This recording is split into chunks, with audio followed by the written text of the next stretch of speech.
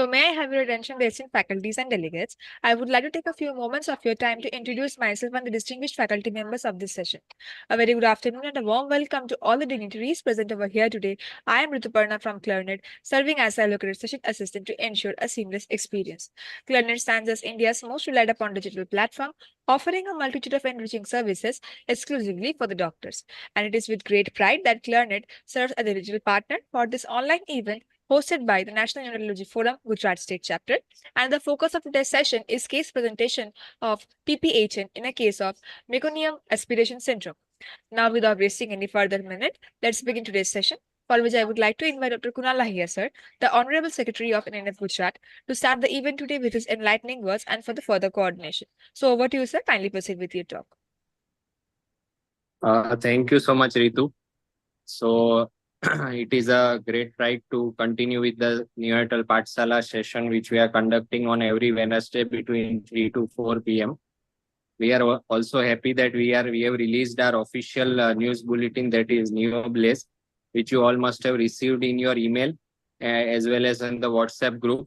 So we are happy that we are able to release the first the issue of this year's NeoBlaze. So without any further delay, I would request Dr. Shwetal ma'am to say a few words. Thank you, Dr. Kunal. In this month, we have decided to take more and more postgraduate case presentation so that they get an exposure of different expert faculty, as the third years are most probably going to have their exam in near future. And so more and all, my plan is to include all the medical colleges of Gujarat for case presentation as well as the fellows also. So I am very thankful to Surat Medical College to take up this time. And now I would like to hand over the mic to Dr. Vijay to introduce our expert faculty and the mentor for the case. Thank you, ma'am. Good afternoon, all of you. So I would like to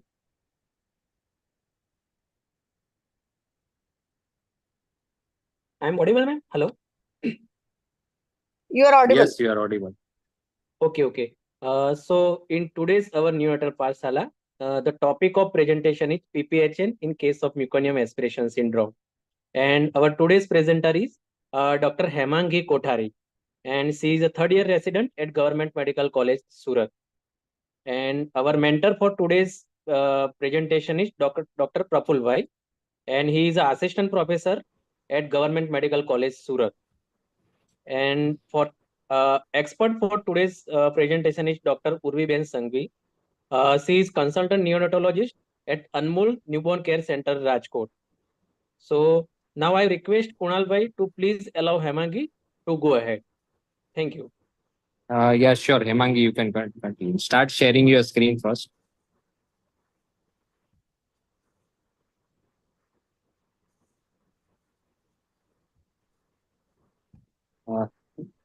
Hemangi, make it full screen. Should I start, sir? Yeah, you have to make it full screen. The full screen is not visible.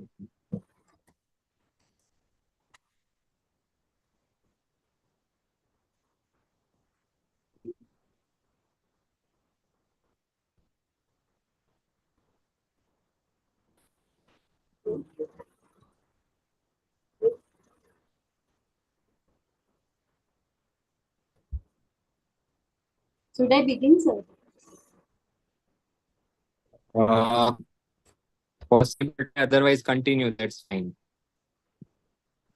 You first enable editing and then do the presentation.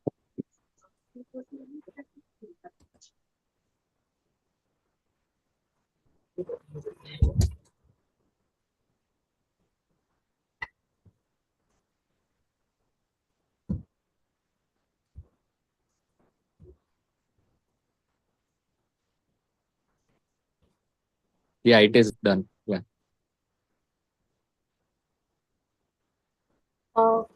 Informant, father, reliable, baby of ABC, 2 hours old male baby, born of non-consensuous marriage and first order child, born on 18th April 2024 at 5:20 am by normal vaginal delivery in Civil Hospital Surat with birth weight of 3.1 kg and gestational age of 40 weeks. Delivery was attended by pediatrician. Date and time of birth was 18 April 2024, 5:20 am, and date and time of NICU admission was 18 April 2024, 7:30 am. So age on NICU admission 2 hours of life. Birth weight is 3.1 kg and present age of child is 2 months. Mother's LMP was 8 July 2023 and expected date of delivery was 15 April 2024. Mother's blood group is O positive. There is no sign suggestive of respiratory distress at birth. Mother has started breastfeeding within 30 minutes of birth and then baby and mother was shifted to postnatal ward. After breastfeeding, baby was sleeping and approximately at 2 hours of life during postnatal morning round, we found that baby has developed fast breathing and lower chest syndrome. After counseling to mother and father, baby was admitted in NICU. There is no history suggestive of Lewis discoloration of peripheries, no history of lethargy, irritability, altered sensorium, no history of vomiting, no history of seizure or abnormal posturing of the baby. Mother's age is 28 years. Mother is first gravida, para 0, live birth 0, abortion 0. She is conceived spontaneously and having 2 years of active married life. Mother gained 10 kg weight during pregnancy. Pre-pregnancy weight was 60 kg and post-pregnancy weight was 70 kg. Mother's height is 150 centimeter, BMI 26 kilogram per meter square and blood group O positive. Antenatal history. First trimester was uneventful. She was booked case at private hospital in Sachin, Surat. Tablet folic acid taken. Dating scan was done and normal. All reports done normal.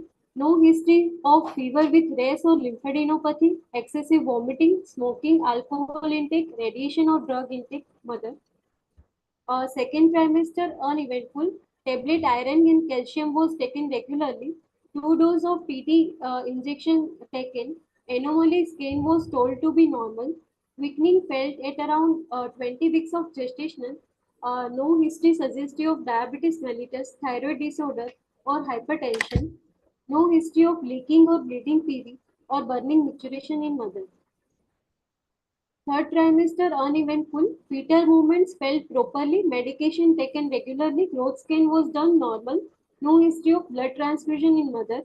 At 40th weeks of gestation, mother had started labor pain and she is admitted in Civil Hospital Surat at 11 p.m. on 17th April 2024 and had delivered a full-term baby boy by normal vaginal delivery in Civil Hospital Surat.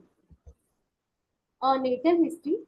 Baby was delivered by normal vaginal Okay, delivery. we'll just pause here. I'll ask few questions before we shift to the natal and postnatal. You can hear me, right? Yes. Yeah. So if we go first slide, previously, delivery was attended by a pediatrician, right? So do you know the NRP guidelines? If it's a meconium strain like her, what to do? Yes.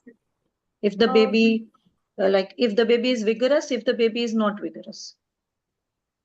Now, recent recommendation of NRP suggests there is no extra care of meconium stain like a baby. We have to do same NRP actions just as a normal baby. Correct. So even if baby is non-vigorous, we have to follow the same steps of NRP. Okay. Yes. So if we see the history, it was 15th was EDD and baby is getting delivered on 18th. Okay. So what will you call this baby? Post-term baby. Yes. So it has completed 40 weeks.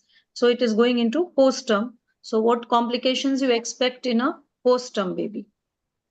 Mostly meconium aspiration is meconium stain lacquer is very common in post-term baby. IUGR babies is common in post-term baby. So what can happen if MSF is there, IUGR is there? There can be complication, NICU admission of the baby, complication like hypothermia, hypoglycemia, uh, meconium aspiration syndrome, respiratory distress, RDS can develop in the So baby. it may go into more of asphyxia, okay? Yes. Because baby may start getting compromised as the date is passing by, and they may go into asphyxia. IUGR also is very common if they go into postpartum because the growth is affected. Okay, fine. So there are few theory questions, but that I think we'll cover later. Now, if we see after 2 hours, the baby started getting worsened, right? So what could have been done in the ward if it's a meconium patient, or if you are worried it's a postpartum baby? Some monitoring you can do in the postnatal wards, which could have you could have detected it early, or something would have been checked. Yes. The time was very crucial, 5 to 7 a.m., which is very difficult for no, residency we go and see, but still, what monitoring can be done in the postnatal ward? We can advise mother or relative to watch for color, breathing pattern, and if any distress, cyanosis, bluish discoloration present or not. Or we can do put the baby in observation for NICU, and SpO2 monitoring can be done. So some monitoring, like, do you know the name of monitoring which can be done? Pulse ox test. No, clinically, some scores you would like to keep. Yeah, Downey score and Silverman Downey and score, Resnick. correct? So if the down score, if you are a little bit that at a 5 a.m. postnatal, postterm baby, and if it's the meconium, then down score is it's been proven with few studies that you can keep a down score, so you can early detect. But 2 hours is fine enough that you could pick up and get into the ICU. But still, meconium, always we are worried of PPHN. So even if 2-3 hours, they worsen, right? Yes. Okay, fine. For ANC, in first ANC, what all things we see in the mother? In the first trimester, mother, first of all the investigation like CBC, blood group, HbSAg, HIV, all the tests should be done, uh, uh, and blood sugar also done. Blood And sugar we see the blood group, HIV, HbSAg, and one more thing, some along with hemoglobin, test something.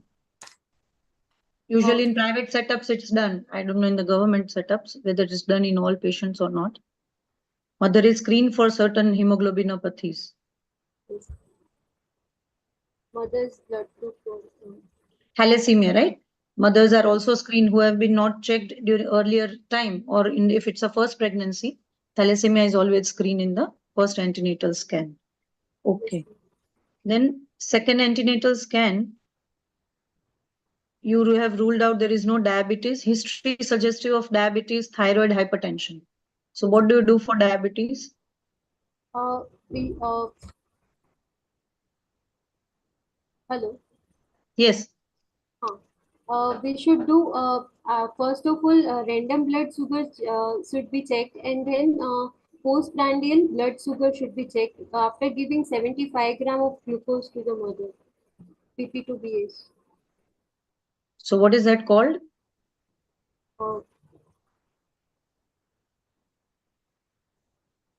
You know it, the test is correct. It's just the name. Okay. It's not an exam. We are just discussing. Okay. Yeah. So it is a GTT, right? Yeah, Glucose yeah, tolerance glucose test, which is tolerance routinely test. done. Yeah. And if it's a mother is a high risk, then usually HbA1cs are done nowadays to rule out. Okay. Yes. And obviously thyroid and hypertension is routinely checked. That is TSH is checked of the mother. Okay. Fine. Any leaking history was not there, right? No. I think only 4-5 hours. Mother got admitted and fine. You can proceed.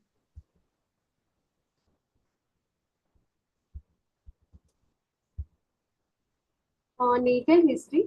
Baby was delivered by normal vaginal delivery on 18 April 2024 at 5:20 am in Civil Hospital, Surat.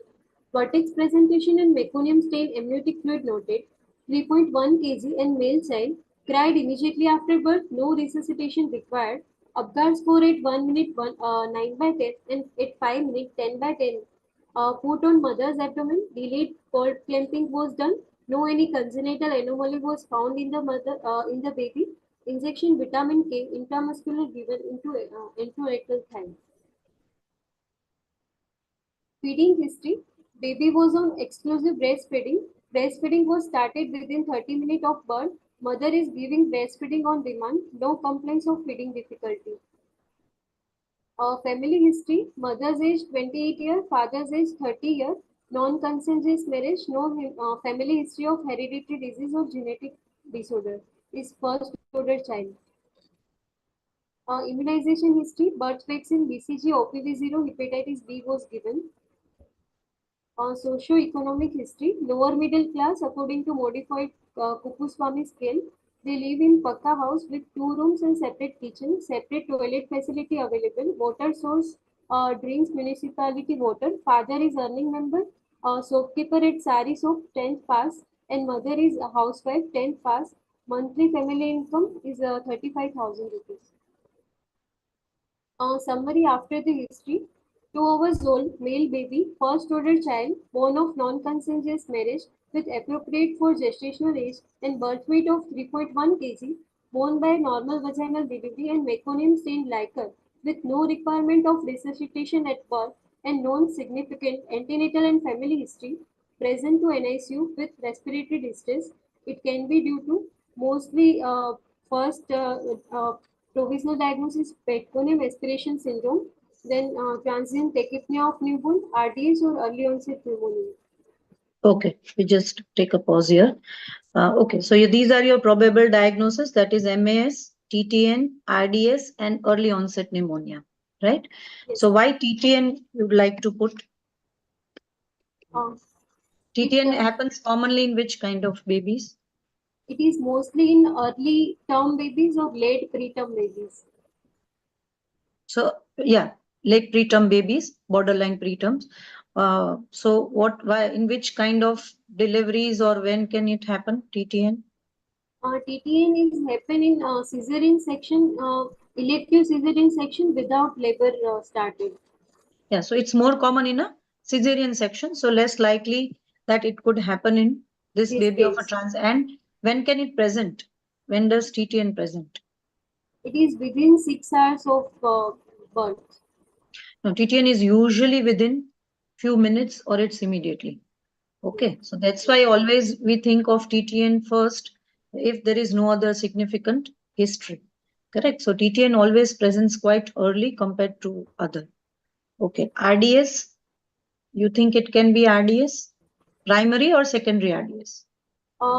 Secondary RDS, it is also most common in early term babies or late preterm babies. Not in this case, so likely. Yeah, not likely because it's a post-term baby. Okay, and again vaginal delivered, and it's those like in this obviously mother there was no requirement of any antenatal steroids or anything. So RDS, it could be secondary to meconium or it could be secondary to, I think, early onset pneumonia. Sepsis, yes. So even if pneumonia is there, what kind of pneumonia? Will it be a septic pneumonia or what kind of pneumonitis can happen? It can be due to meconium, chemical pneumonitis also can occur. Chemical pneumonitis, okay, because there was not much leaking in this child. There was only 4-5 hours. So having infection and mother was admitted for 4-5 hours. So unless multiple pervaginal examinations are done or some sepsis has been transmitted on those 5 hours, mother is having, then only it could be an early onset pneumonia. Obviously with further history, we can get conclusion what can happen, right? What other can you think if after 2 hours baby is with mother and there is sudden onset of distress? It can be due to cardiac cause, congenital heart disease, presenting like. Yeah, there is no cyanosis as per your examination, but there is tachypnea. So it could be some maybe duct dependent in a full term, but again, there will be a presentation of cyanosis in such patients. What other thing can you think of if you just want to put a differential diagnosis? It can be due to perinatal asphyxia, but it is not present in this case. It can be like neuromuscular disorder or.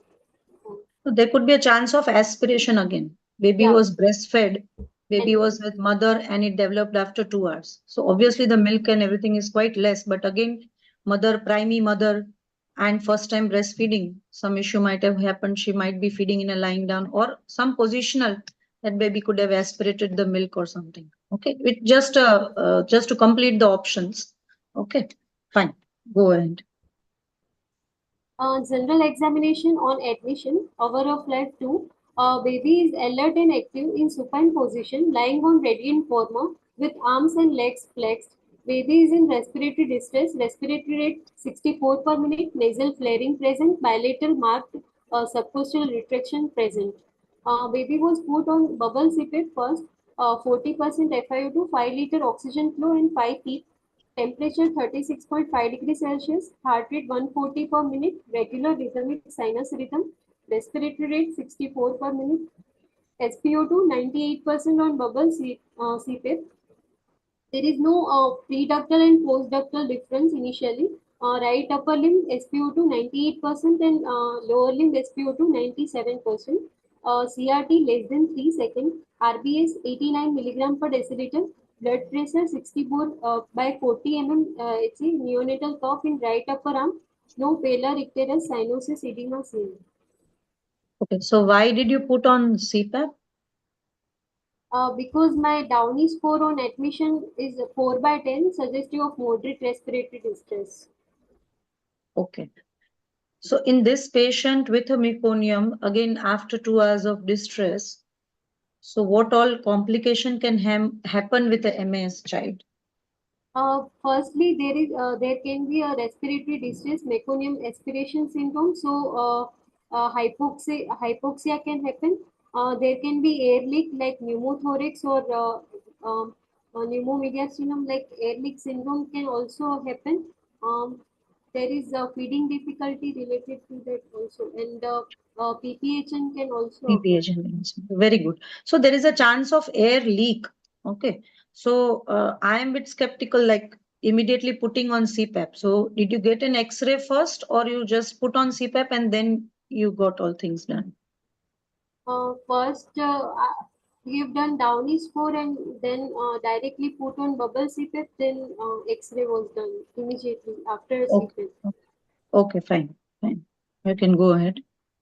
So Downey score is 4 by 10, respiratory rate between 60 to 80, severe retraction, no cyanosis, mild decreased air entry and grunting are not present. So decreased air entry was on both sides or one side? Both sides, Both sides it was decreased. bilateral. Okay. Yes. Okay. Okay. So what bedside test you would like to, in case you don't get an X-ray so fast, what bedside test you would like to see for a pneumothorax? So that you can immediately take some action. Trans illumination test or first to check air entry on the both sides. Correct, correct. So transillumination is a good bedside test. You can immediately come to know if there is a glow, then at least you know what to intervene. Fine, good. Anthropometry, weight 3.1 kg, length 50 centimeter, head circumference 34 centimeter, and chest circumference 32 centimeter, which is plotted on intergroup chart, normal for gestation and age. Head to toe examination, scalp hair present normally, anterior fontanelle open and 2 into 2 centimeter square flat, posterior fontanelle open 1 into 0.5 centimeter, symmetrical face, no any signs of Bird's trauma or no cephalemetoma, no caput succedaneum, no dysmorphic faces, uh, uh, normal in size, ears and position, elastic recoil present instantaneously and no abnormal tags or hair at pinna present. Nasal flaring was present, septum, ella, breech, philtrum appears normal. Normal neck movements, no swelling or other abnormalities. Normal, no any cleft lip or pellet. Respiratory rate 64 per minute, bilateral subcostal retraction present. Umbilical stump normally and no any discharge or central position but meconium stained umbilical stump. External genitalia normal, extremity normal, anal opening present, patent, skin normal. No any birthmarks. On systemic examination, respiratory system, nasal flaring was present, chest is bilaterally symmetrical, trachea in midline, Respiratory rate 64 per minute, regular bilateral severe subcostal retraction present, no any other abnormal finding present. Trachea and midline, tactile vocal fremitus bilateral equal, on auscultation bilateral air entry mild reduce, no adventitious sound present on admission. Series S1 and S2 heart, no murmur, non-distended abdomen, soft, no visible peristalsis or pulsation with no scar, no sinus, no dilated veins, higher mental function, alert and active child, no abnormality in skull and spine, cranial nerve examination normal, optic nerve blinking of eye to bright light. This all are normal, right? Yes, normal. Yeah, it's okay. You can move.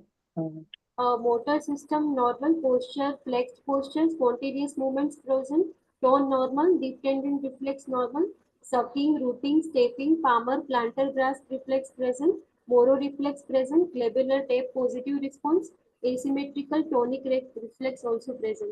And sensory system, baby cries on painful stimuli given to upper limb, lower limb, chest, abdomen separately. So NICU course of the baby at hour of life 2 on admission, Downey score was 4/10, respiratory rate 64 per minute, severe reflection, no grunting, no cyanosis and mild reduced air entry.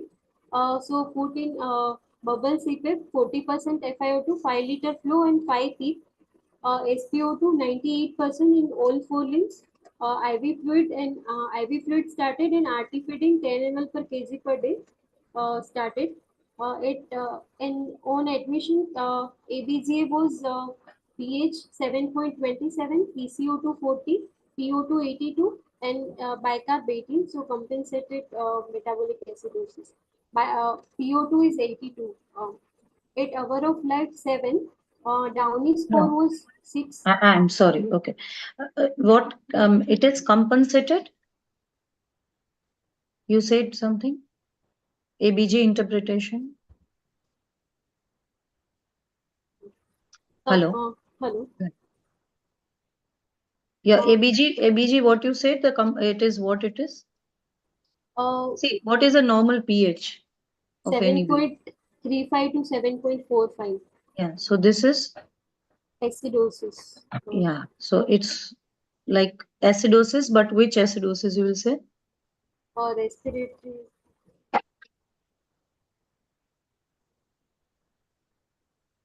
There are formulas for it, but still this will be not a compensated thing. If you say compensated, it is always a normal pH. So based on pH, you say something, okay? But this will be either PCO2 is just borderline because normal PCO2 is 35 to 45 is acceptable. PO2 is okay, just okay on 40%, and bicarb is 18. So maybe you have to see a base excess of how much it was there, and then we can come to know. But definitely this is going more towards a metabolic acidosis. Okay, fine. Yes. At hour of life 7, Downey score was increased 6, respiratory rate 82 per minute, severe retraction was present, audible grunting on stethoscope, no cyanosis, mild reduced air entry. Patient on bubble CPAP 50%, 8 liter and 5 peak was shifted to PCV mode of ventilator. Intubation was done, IV fluid, IV antibiotic started, fentanyl and midas infusion started for sedation. Here SpO2, right upper limb 90%, left upper limb 87%, 88%, oxygenation index 11 on ventilator, and BP 78 by 54 mmHg. And here there is metabolic acidosis, pH 7.11, PCO2 55, PO2 7070, and bicarb was 8. Okay, so this is more of a mixed, you can say respiratory with metabolic both. It's a mixed acidosis. Okay, so OI is 11. Fine. Then what did you do after this? Intubation was done. So this ABG is before intubation? Yeah, before intubation. Okay, and then you intubated the baby, right? Yes. Fine, okay. At hour of life 24, Downey score was 6, respiratory rate 68 per minute, severe retraction present, audible grunting on stethoscope, no cyanosis, markedly reduced air entry. So now patient is on PCV mode of ventilator, 100% FiO2. PIP was increased to 20, PEEP was 6, and respiratory rate was set 50. SpO2 in right upper limb 92%, and left upper limb, left lower limb 85%. So there is difference between preductal and postductal SpO2. Oxygenation index was increased 14, and BP was 80 by 54 mmHg. Still, patient was not gone into soft CRT less than 3 seconds. But here PPHN was suspected and injection sildenafil was started, IV fluid and IV antibiotic continued. Here pH 7.29, PCO2 38, PO2 58, and bicarb 14. So PO2 level is decreasing. Yeah. So did you get an echo done, or it was just on based off Yes, your clinical judgment 2D, that you started? 2D echo was also done, but before that we have started sildenafil. Sildenafil. Okay. On hour of life 48. You have the X-rays of this baby. Yes, ma'am. Okay, we'll see that then. Fine. Downey Finish this. Hmm. hour of life 48. Downey score was 3. Respiratory rate 58 per minute. Severe retraction present. No grunting, no cyanosis, mild reduced air entry. So patient was shifted from PCV mode to SIND mode. Now FiO2 was decreased 100 from 100% to 75%. PIP was decreased from 15 to gradually to 10. PEEP from 6 to 5, and respiratory rate 42. SpO2 right upper limb 96%, and all others 93, 92%. So now tapering the ventilator parameters gradually. Here ADJ was done, pH 7.32, bicarb, PCO2 37, PO2 126, bicarb 20. Uh, Now hour of life 72, Downey score was 2, respiratory rate 58 per minute, mild retraction present, no grunting, no cyanosis, mild reduced air entry. So patient was extubated to CPAP, 40% FiO2, 5 liter O2 flow and 5 PEEP. SpO2 maintaining 98% in right upper limb and 95 to 96 in other limbs. Tapering the CPAP parameters very gradually, and RT-FIT grade up started. pH was 7.4, PCO2 43, PO2 146, bicarb 22. Day of life 5, Downey score was 1, respiratory rate 50 per minute, mild retraction present, no grunting, no cyanosis, air entry bilateral equal.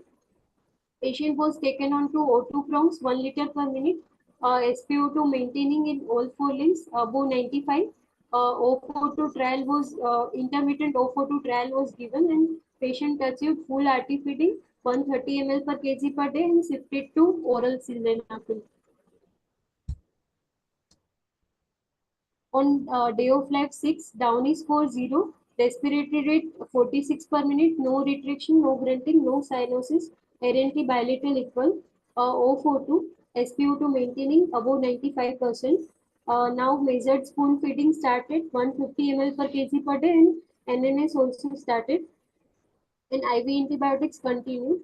At day of life 7, Downey score was 0, respiratory rate 44 per minute, no retraction, no grunting, no cyanosis, air entry bilateral equal, O42, SpO2 maintaining above 95%, and breastfeeding was started taking well. IV antibiotics as per sensitivity in blood culture report continued till 14 days and shifted to step down. So culture was positive. Yes, please. Okay. Summary after history and examination. 2-year-old male baby, first order child, born on non-consensual marriage with appropriate for gestational age and birth weight of 3.1 kg, born by normal vaginal delivery and meconium stained liquor with no requirement of resuscitation at birth and non-significant antenatal family history, presents to NICU with respiratory distress. Initially, baby was in moderate respiratory distress. Downey score was 4 on bubble CPAP. Then gradually, due to severe distress, baby was intubated. In view of labile SpO2 and difference between preductal and postductal SpO2 more than 10, and also correlating with 2D report, injection sildenafil was started for suspected PPHN, and baby was gradually improving. So O2 support gradually weaned off and breastfeeding was established. IV antibiotic was continued as per blood culture report. Provisional diagnosis, full-term vaginal delivery with AGA with severe meconium aspiration syndrome with suspected secondary PPHN with early onset sepsis. So here ABC values. Investigation, CBC done on admission, HB 18.4, PCV 55, WBC count 16,800, platelet 3,45,000. CRP was 5, calcium 8.6 milligram per deciliter. CBC was done on 20 April. HB was 16.8, PCV 50, WBC count 22,800, platelet 1,55,000. CRP was 21, calcium 9.3, creatinine 0.37. And blood culture, which was sent on day of life 1, suggestive of Klebsiella pneumoniae.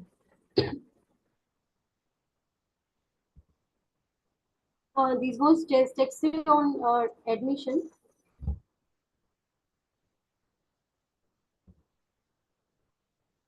And chest X-ray after intubation.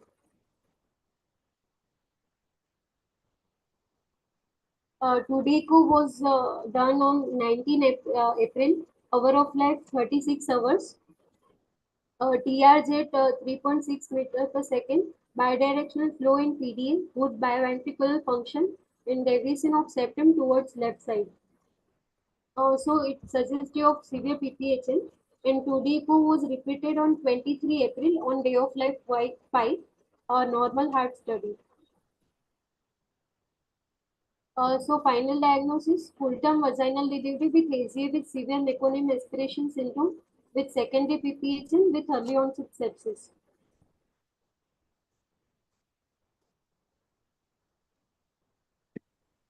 Okay. Very nice presentation and nicely managed, Dr. Hemangi, along with your mentor. Just few points we can discuss. First thing, would you like to change your diagnosis? Will it be MAS? Or from your provisional diagnosis, you would like to put some other diagnosis? You have some other report which says it may not be MAS. It is, according to me, it is severe MS with PPHN. See, your culture is positive on first day itself. So this could be a case of congenital pneumonia with a secondary PPHN. We can think like that also. There was MAS, but meconium, if it's a severe aspiration, this babies usually, as we see, I think you'd be also seeing, they cannot be so stable and be with the mother. Okay. So usually I would like to put like as a congenital pneumonia with secondary PPHN because culture is positive. That's why. Usually congenital pneumonia, TTN, all these are differential diagnosis or diagnosis of exclusions. Once you don't know, but since we have a positive, even in meconium, this meconium will be secondary to sepsis. Because usually what happens is once a baby in utero, mother's sepsis is developing, baby will pass meconium. So that causes a secondary meconium strain liker. Okay, so that is one just, I would like to put the thing like that. How long you continued sildenafil or how long would you like to continue sildenafil in this child? You made it into oral, right? Yes. And after Tudeko was normal, then gradually tapered and stopped. Yes, so you don't need for a long time. Mostly these are all secondary PPHN. So once you cure the thing, it may not be needed. Good. And you know the formula of OI? Yes, it is MAP into FiO2 divided by PaO2 into 100. Yes. So in this your OI initially was? Initially 11. was 11 and then 14. And then 14. And then did it come down? Yes, was come down to 7. Okay. Fine. So when do you extubate? You plan to extubate? You see OI or you can see mean. Okay, there are certain criteria. which you can help in deciding that you want to extubate the child or not. Okay, so one is OI. You can also see only just the mean airway pressure, and once it comes to 6 to 8, you can plan to extubate. Okay, and which antibiotics were sensitive? If it's a Klebsiella, what prophylaxis do you, or empirical you start? If you In want to our start for this NICU, movie. in our NICU, we usually start according to our sensitivity culture, pictaz and gentamicin as a first line antibiotic. Okay, good. And this culture came positive for that? Yeah, sensitive to all antibiotics, pictaz and gentamicin. Okay. Now, shall we go to the X-rays?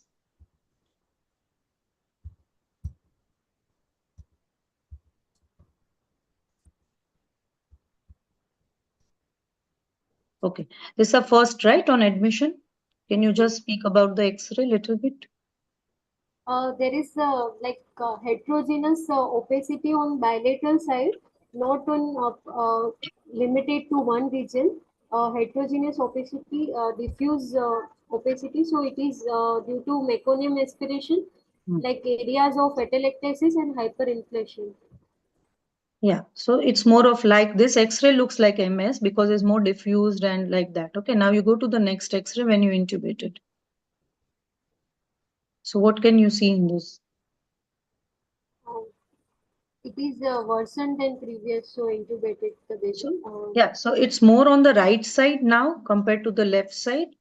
The right side is looking more hazy as per whatever the digital X-rays I can see. Obviously, there are few opacities on the left also, but the right becomes more whitish. Okay, so that again it can cause. So what meconium, how it damages the lung, in what 4 mechanisms or 3 mechanisms it can cause issues in the child. Meconium can cause airway obstruction firstly. It can cause complete obstruction. So there is areas of atelectasis, and it can also do partial obstruction. In that areas, there is a air leak syndrome can be present. So pneumothorax or localized emphysema can be present. Secondly, it can cause inflammation nearby. So release of cytokines and vasoactive amines. So there is a inflammation in the lung. Third, it can lead to um,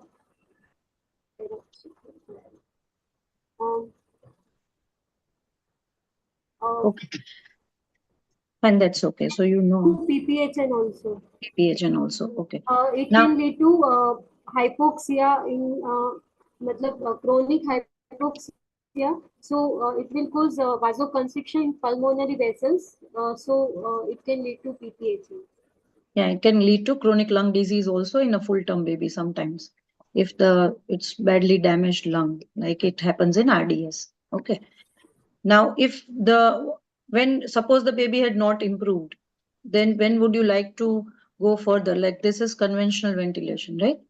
So when decision of a high frequency you will take, if you suppose you want to take on based on When what?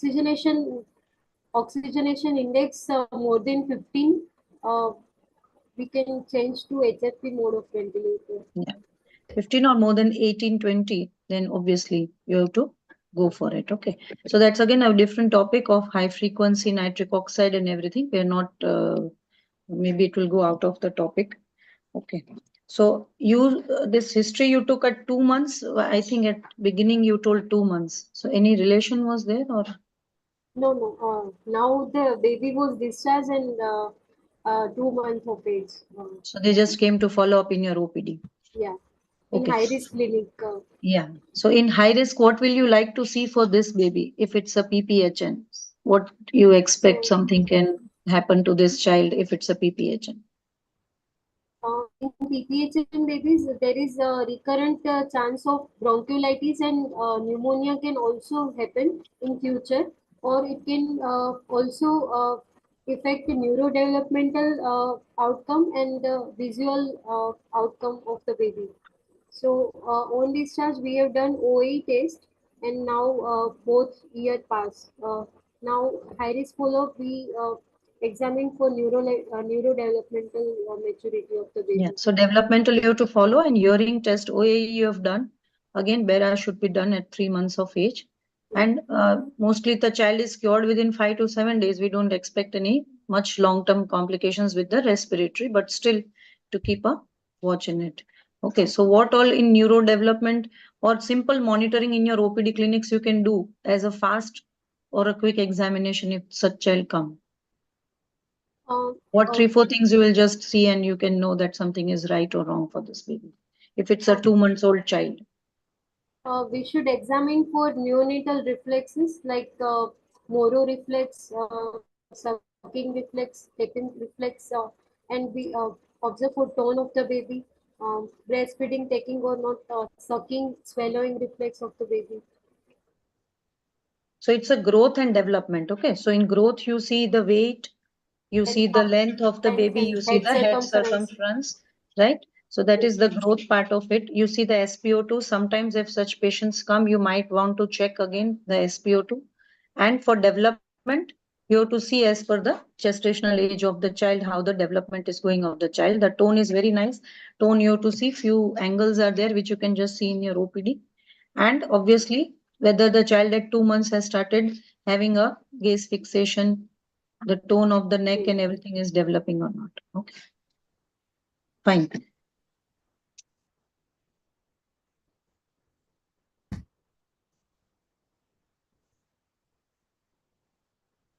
For echo findings and that I am not going in details because those lectures and that everything I have just tried to cover all the clinical and what can be practically helpful. So thank you, Dr. Himangi. Nice presentation. Thank you so much, Dr. Himangi. It was a very wonderful presentation. Thank you so much, Dr. Urvi, for kindly asking such wonderful and informative questions so that you can bring out the best from Himangi. So it was unfortunately Jatin had to leave for an emergency, so he is not able to join.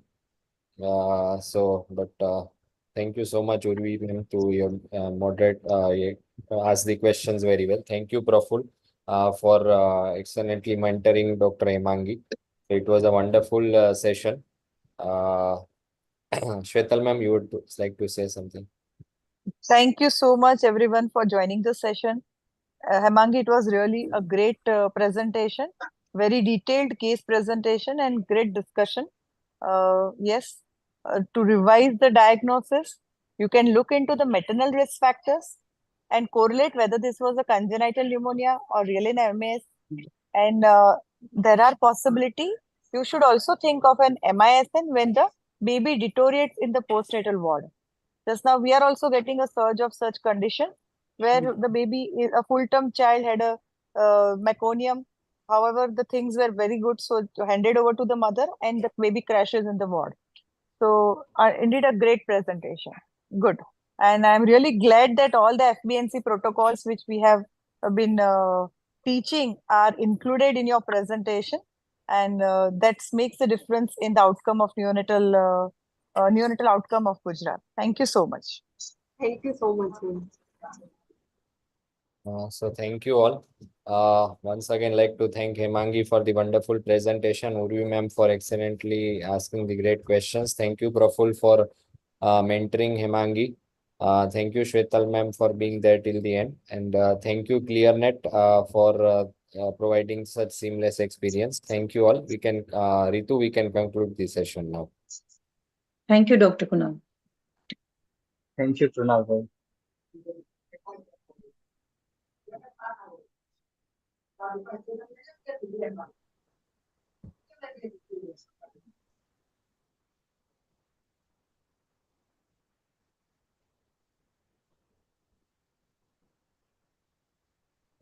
Ritu Parna, we can end the session now.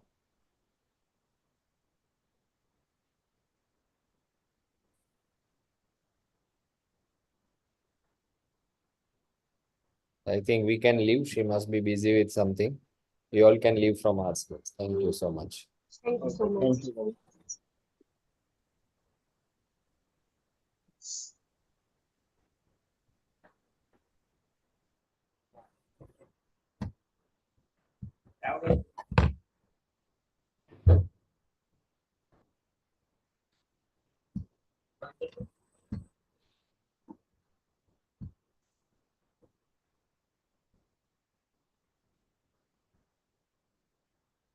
Gas बंद है